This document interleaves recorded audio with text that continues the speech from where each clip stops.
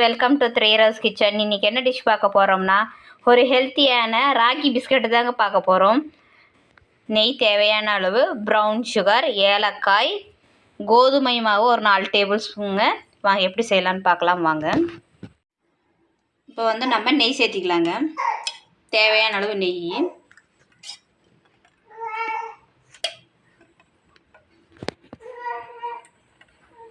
இப்போ நம்ம brown sugar எடுத்துக்கலாம். 1 கப் ப்ரௌன் சுகருங்க. இப்போ நம்ம ப்ரௌன் சுகர் அளந்த கப்பாலே நம்ம 1 கப்பு ராகி மாவு சேர்த்திக்கலாங்க.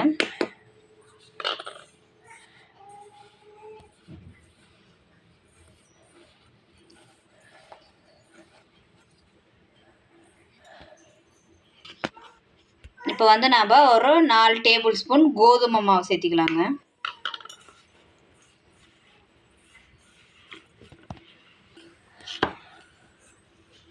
இப்போ மாவை நம்ம இந்த பதத்துக்கு பிசைஞ்சு எடுத்துக்கணுங்க. இப்போ நம்ம வாசனைக்கு நம்ம ஏலக்காயை போட்டுக்கலாங்க.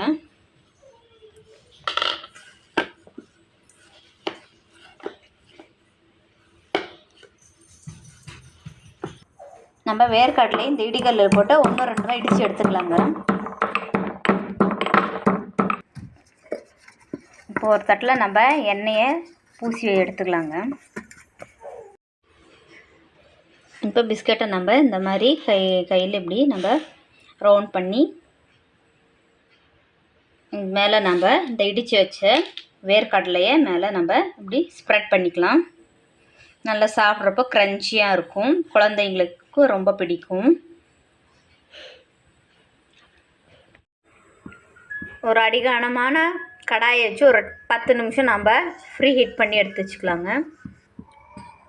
உள்ள ஸ்டாண்டு வச்சு நம்ம மூடிடலாங்க.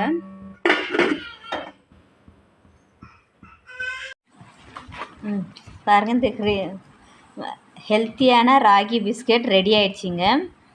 பாருங்க, நல்லா கிறிஸ்பியாக இருக்குது, நல்லா உதிரியாக இருக்குது. பாருங்கள், நீங்களும் இந்த டிஷ்ஷை செஞ்சு பாருங்கள். இந்த ராகி பிஸ்கெட் குழந்தைங்களுக்கு தினமும் லஞ்ச் பாக்ஸில் கொடுக்கலாங்க. இல்லை ஸ்கூல் விட்டு வரப்போ குழந்தைங்களுக்கு தினமும் ஒரு பிஸ்கெட் கொடுக்கலாம். ராகி தினமும் கொடுத்துட்டு வந்தால் எலும்புகளுக்கு ரொம்ப ஸ்ட்ரென்த். இதில் நம்ம எல்லாமே ஹெல்த்தான இன்க்ரீடியன்ட்ஸ் தான் ஆட் பண்ணியிருக்கோம். அதனால் நீங்களும் வீட்டில் ஈஸியாக ஓவன் இல்லாமல் செஞ்சு கொடுங்க. குழந்தைங்களுக்கு விரும்பி சாப்பிடுவாங்க. நன்றி, வணக்கம்.